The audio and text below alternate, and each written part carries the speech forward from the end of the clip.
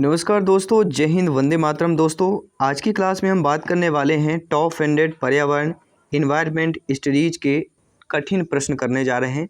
जो एग्ज़ाम में कठिन प्रश्न आते हैं, तिथि वाले प्रश्न होते हैं। ठीक है, ईवीएस का पूरा निचोड़ आपको मिलने वाला है। टॉप 100 क्वेश्चन अगर आप ये प्रिपरेशन कर लेते हैं और बेसिक चीज़ें अगर आपको पता है तो ईवीएस में जो है आउट ऑफ 30 में से 25 प्लस का स्कोर आप लोग आसानी से कर पाएंगे। तो चलिए, ये टॉप 100 क्वेश्चन बहुत ही इम्पोर्टेंट हो जाते हैं। इसके साथ साथ ही अगर अदर क्लासेज के प्लेलिस्ट यहाँ पे ऑलरेडी आपको दे दी गई है।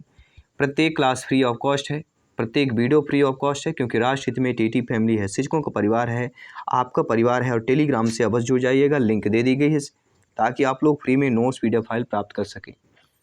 पहला प्रश्न दिया गया कि पृथ्वी शिखर सम्मेलन कब आयोजित किया गया है। तो सभी लोग जानते हैं 1992 में जो है पृथ्वी शिखर सम्मेलन आयोजित किया गया है। दूसरा, पृथ्वी शिखर सम्मेलन किस शहर में आयोजित किया गया है। तो पृथ्वी शिखर सम्मेलन जो है रियो डी जेनेरो शहर में आयोजित किया गया था। अगला प्रश्न है, क्योटो प्रोटोकॉल संधि किस वर्ष से लागू की गई थी। तो 2005 से जो है क्योटो प्रोटोकॉल जो है संधि है यह लागू की गई थी। 5 जून को विश्व पर्यावरण दिवस किस सम्मेलन में जो है घोषित हुआ था। तो 5 जून को जो है विश्व पर्यावरण सम्मेलन जो है स्टॉकहोम सम्मेलन 1972 में जो यह घोषित किया गया था। अगला, टाइगर मैन ऑफ इंडिया किसे कहा जाता है। तो कैलाश सांखला को टाइगर मैन ऑफ इंडिया कहा जाता है। भारत के हरित क्रांति के जनक कौन है। तो डॉक्टर एम.एस. स्वामीनाथन। जी हाँ, भारत में हरित क्रांति के जनक जो है स्वामीनाथन की बात करते हैं। अगर दुग्ध उत्पादन के होता है तो डॉक्टर वरियन कुरियन की बात करते हैं। भारत में पारिस्थितिकी अर्थात इकोसिस्टम के जनक कौन है। तो डॉक्टर रामदेव मिश्रा। तो भारत में पारिस्थितिकी के जनक कौन कहलाते हैं। डॉक्टर रामदेव मिश्रा। विश्व ओजोन दिवस कब मनाया जाता है। सभी लगभग जानते होंगे 16 सितंबर को विश्व ओजोन दिवस मनाया जाता है। विश्व वन्यजीव दिवस कब मनाया जाता है। तो 3 मार्च को जो है विश्व वन्यजीव दिवस जो है मनाया जाता है। अगला, पृथ्वी दिवस कब मनाया जाता है, सभी बताइएगा। तो पृथ्वी दिवस जो है 22 अप्रैल को पृथ्वी दिवस मनाया जाता है। विश्व जल दिवस कब मनाया जाता है। तो 22 मार्च को जो है विश्व जल दिवस मनाया जाता है। तंबाकू मुक्त दिवस कब मनाया जाता है। तो 31 मई को जो है तंबाकू मुक्त दिवस मनाया जाता है। विश्व पर्यावरण दिवस कब मनाया जाता है। तो 5 जून को विश्व पर्यावरण दिवस मनाया जाता है। विश्व जनसंख्या दिवस कब मनाई जाएगी। तो 11 जुलाई को जो है विश्व जनसंख्या दिवस के रूप में मनाया जाता है। विश्व पर्यावरण संरक्षण दिवस कब मनाया जाता है। तो सभी लगभग जानते होंगे 26 नवंबर को जो है विश्व पर्यावरण संरक्षण दिवस मनाया जाता है। राष्ट्रीय प्रदूषण रोकथाम दिवस कब मनाया जाता है। 2 दिसंबर को जो है राष्ट्रीय प्रदूषण रोकथाम दिवस मनाया जाता है। भारत सरकार ने पर्यावरण संरक्षण अधिनियम कब लागू किया है। तो सभी लगभग जानते होंगे भारत सरकार ने पर्यावरण संरक्षण अधिनियम 1986 में लागू किया था। एक्स किरणों की खोज किसने की है। तो विलियम रोंजटन ने 1895 में एक्स किरणों की खोज की थी। अगला दिया कि भारत में सर्वाधिक रेडियोधर्मी प्रदूषण कहाँ पाया जाता है। तो भारत में सर्वाधिक रेडियोधर्मी जो प्रदूषण है वह केरल राज्य पर पाया जाता है। अगला प्रश्न दिया गया है कि नाभिकीय विकिरण अवपात से बचने के लिए क्या खाया जाता है। तो नाभिकीय विकिरण अवपात से बचने के लिए पोटेशियम आयोडाइड जो है खाया जाता है। अगला, सौर विकिरण पृथ्वी पर प्राप्त होती है। तो सौर विकिरण जो है पृथ्वी पर कब प्राप्त होती है। तो विद्युत चुम्बकीय लघु तरंगों के रूप में प्राप्त होती है। जी हाँ साथियों, जो सौर विकिरण होती हैं वह पृथ्वी पर प्राप्त होती हैं विद्युत चुम्बकीय लघु तरंगों के रूप में प्राप्त होती हैं। ग्रीन हाउस प्रभाव का प्रत्यक्ष परिणाम क्या होगा। तो ग्रीन हाउस प्रभाव का प्रत्यक्ष जो परिणाम होता है ग्लेशियर पिघलने लगते हैं, क्योंकि ग्रीन हाउस प्रभाव बढ़ता है, ग्लोबल वार्मिंग का खतरा बढ़ रहा है, यानी कि कहीं ना कहीं ठीक हीट पैदा होता है। जब ज़्यादा गर्मी होगी तो ग्लेशियर पिघलेगा ही, क्योंकि जो बर्फ़ देखते हैं लगातार पिघलेगा, वो पानी लगातार समुद्र में आएगा, समुद्र में लगातार वृद्धि होती जाएगी तो स्थल कम होता जाएगा। तो ग्रीन हाउस प्रभाव का प्रत्यक्ष परिणाम ग्लेशियर के पिघलने लगे हैं या ग्लेशियर का पिघलना। उपग्रह संचार में किस तरंग का जो है प्रयोग किया जाता है। तो उपग्रह संचार में माइक्रोवेव का प्रयोग किया जाता है। किसका प्रयोग किया जाता है। उपग्रह संचार में जो है किस तरंग का प्रयोग किया जाता है।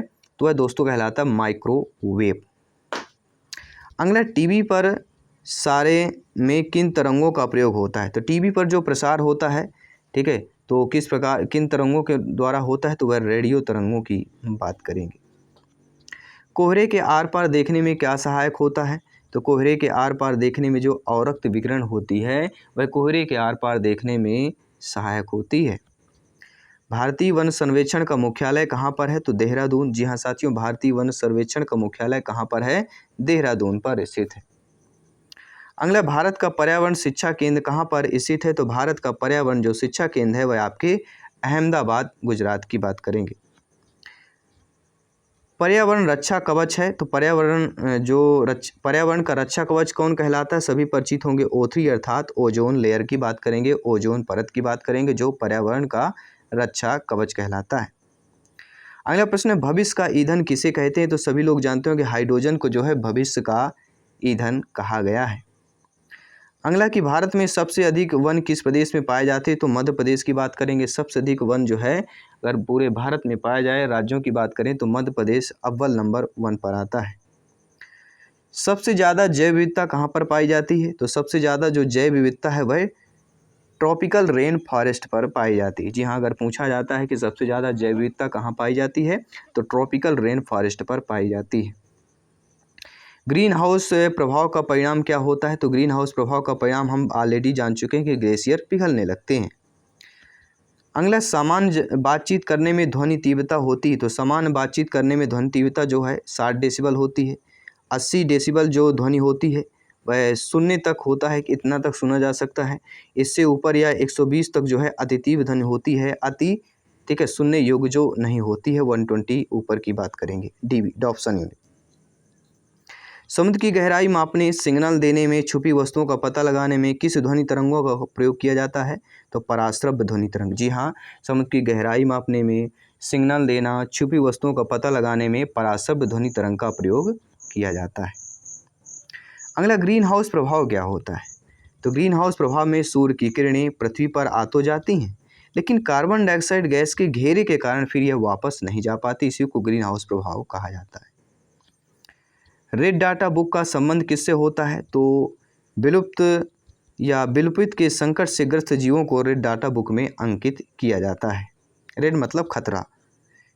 ग्रीन पीस क्या होता है? तो पर्यावरण योजना कोई भी होती है उसको ग्रीन पीस कहा जाता है। अगला प्रश्न है, भारत का पर्यावरण शिक्षा केंद्र कहाँ पर स्थित है? सभी लोग बताइएगा। तो भारत का पर्यावरण जो शिक्षा केंद्र है वह कहाँ पर स्थित है? वह अहमदाबाद गुजरात पर स्थित है। अगला, विश्व वन्यजीव कोष द्वारा प्रतीक के रूप में किस पशु को लिया गया है? तो विश्व वन्यजीव कोष द्वारा प्रतीक को पांडा जो है पशु को लिया गया है। वन महोत्सव किसने प्रारंभ किया था? तो KM मुंशी ने वन महोत्सव जो है प्रारंभ किया था। अगला, ताजमहल के पीले पड़ने तथा उसके क्षरण होने का मुख्य कारण क्या है? अम्लीय वर्षा की बात करेंगे।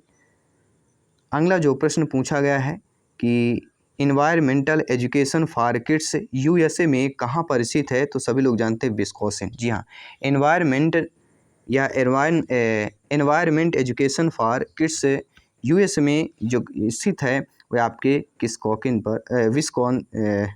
किस शहर पर है? विस्कॉसिन पर स्थित है। अगला प्रश्न दिया गया कि फोटोकॉपी मशीन में कौन सी गैस जो उत्पादित होती है? तो ओजोन। जी हाँ साथियों, फोटोकॉपी में जो गैस उत्पादित होती है वह ओजोन गैस कहलाती है। वायुमंडल में कौन सी गैस जो है सर्वाधिक मात्रा में पाई जाती है? नाइट्रोजन पाई जाती है 78% के आसपास, या 78% कुछ पॉइंट नाइट्रोजन गैस पाई जाती है। भूतल पर क्लोरोफ्लोरोकार्बन CFC का प्रयोग कहाँ पर होता है? तो स्प्रे क्रेन डिस्पेंसर पर होता है, वातानुकूल पर होता है, refrigerator, hair spray, shaving cream, विविध सौंदर्य प्रसाधनों में जो है CFC का प्रयोग होता है। संयुक्त राष्ट्र पर्यावरण कार्यक्रम UNEP का मुख्यालय कहाँ पर है? नैरोबी केन्या पर स्थित है। कई बार पूछा गया प्रश्न ये। भारत का कौन सा राज्य जो है टाइगर राज्य के रूप में जाना जाता है? तो भारत के सबसे अधिक वनों पर राज्य जो है मध्य प्रदेश है। भारत का टाइगर राज्य भी आपका मध्य प्रदेश है। अगला प्रश्न स्क्रीन पर है, विश्व पर्यावरण दिवस किसी तिथि को मनाया जाता है? लगभग तीसरी बार यह जिक्र हुआ है, 5 जून की बात करेंगे। लगभग सभी जानते हैं, फिर भी यह प्रश्न रिपीट होता है। सर्वाधिक जैव विविधता कहाँ पाई जाती है? तो ट्रॉपिकल रेन फॉरेस्ट, ये भी प्रश्न कर चुके हैं। सर्वाधिक जैव विविधता पाई जाती है। अगला प्रश्न है, राष्ट्रीय पर्यावरण अनुसंधान केंद्र कहाँ पर स्थित है? नागपुर, महाराष्ट्र पर स्थित। जी हाँ, जब भी राष्ट्रीय पर्यावरण अनुसंधान केंद्र की बात की जाती है, नागपुर, महाराष्ट्र का नाम सर्वोपरि ही आ जाता है। चिपको आंदोलन के पीछे मुख्य उद्देश्य क्या था? तो चिपको आंदोलन के मुख्य जो उद्देश्य था वह वनों की सुरक्षा करना। चिपको आंदोलन के पीछे मुख्य उद्देश्य क्या था? वनों की सुरक्षा, हम ऑलरेडी बात कर चुके हैं। Carbon dioxide, sulphur dioxide, carbon monoxide कौन सा प्रदूषक होते हैं? तो ये सारे वायु प्रदूषण हैं। जी हाँ, कार्बन डाइऑक्साइड हम CO2 की बात करेंगे, सल्फर डाइऑक्साइड SO2 की बात करेंगे, कार्बन मोनोऑक्साइड CO की बात करेंगे। ये तीनों गैसें जो है वायु प्रदूषण कहलाती हैं। अगला पराक्सी एसिटिल नाइट्रेट पेन, ये क्या होता है? ये एक वायु प्रदूषक होता है। जी हाँ, पराक्सी एसिटिल नाइट्रेट जो होता है, जिसे हम पेन के नाम से जानते हैं, PAN के नाम से, ये क्या होता है? तो ये एक वायु प्रदूषक होता है। अगला है, इंदिरा गांधी वानिकी अकादमी कहाँ पर स्थित है? तो इंदिरा गांधी जो वानिकी अकादमी है ये आपके देहरादून पर स्थित है। अगला, विश्व का सबसे प्रदूषित नगर कौन सा है? तो विश्व का सबसे प्रदूषित नगर मैक्सिको सिटी की बात करेंगे। जल प्रदूषण को मापने के लिए कौन सा परीक्षण किया जाता है? तो बायोकेमिकल ऑक्सीजन डिमांड, जिसे हम शॉर्ट रूप में BOD के नाम से जानते हैं। ठीक है, BOD। तो जल प्रदूषण को मापने के लिए BOD परीक्षण किया जाता है, जिसे हम केमिकल ऑक्सीजन डिमांड के नाम से जानते हैं। भारतीय वन सर्वेक्षण का मुख्यालय कहाँ पर है? तो देहरादून। एंड वायुमंडल में ओजोन परत हमारी रक्षा किन किरणों से करती है? तो परावैंगनी किरणों से करती है। ठीक है, जो ओजोन लेयर है वह जो हमारी रक्षा जो है परावैंगनी किरणों से करती है। लगभग 93 या 94% जो है वह रोक लेती है, क्योंकि ये जो परावैंगनी किरणें होती हैं हमारे जीवों के लिए, मानव के लिए त्वचा कैंसर के रूप में कार्य करती हैं, या उनकी सहायता करती है, या इनका नुकसान होता है। जलवायु परिवर्तन में जो है किन गैसों की मुख्य भूमिका होती है? तो ग्रीन हाउस गैस की बात करेंगे। जी हाँ। अगला है, भारतीय वन प्रबंधन संस्थान कहाँ पर है? तो सभी लगभग जानते होंगे, भारतीय वन प्रबंधन संस्थान की बात करते हैं, भोपाल शहर नाम आता है, MP के कैपिटल अर्थात भोपाल की बात करेंगे। मानव द्वारा निर्मित उपग्रह कहाँ पर स्थापित होते हैं? तो मानव द्वारा निर्मित जो उपग्रह है वह बाह्य वायुमंडल पर स्थापित होते हैं। भारत में वृक्षों का आदमी किसे कहा गया है? तो भारत में सुंदरलाल बहुगुणा को वृक्षों का आदमी कहा गया है। ग्रीन हाउस प्रभाव के कारण पृथ्वी का तापमान बढ़ता है या घटता है? तो ग्रीन हाउस प्रभाव के कारण पृथ्वी का तापमान बढ़ता है, क्योंकि CO2 की वृद्धि हो रही है, जिसके तब पृथ्वी का तापमान लगातार बढ़ता जा रहा है। क्लोरोफ्लोरोकार्बन किन गैसों का संयुक्त रूप है? तो क्लोरीन, क्लोरीन एवं कार्बन, CFC है ना, तो क्लोरीन, क्लोरीन एवं कार्बन, इन तीनों गैसों का जो है मिश्रण है, जिसे हम क्लोरोफ्लोरोकार्बन के नाम से जानते हैं। भारत सरकार द्वारा केंद्र में पर्यावरण विभाग की स्थापना किस वर्ष की गई? 1980 के दशक पर। जी हाँ, भारत सरकार द्वारा जो है केंद्र में पर्यावरण विभाग की स्थापना 1980 वर्ष में किया गया था। देश की पारिस्थितिकी अनुसंधान, इकोसिस्टम अनुसंधान एवं प्रशिक्षण केंद्र कहाँ पर है? कर्नाटक, बेंगलोर शहर पर स्थित है।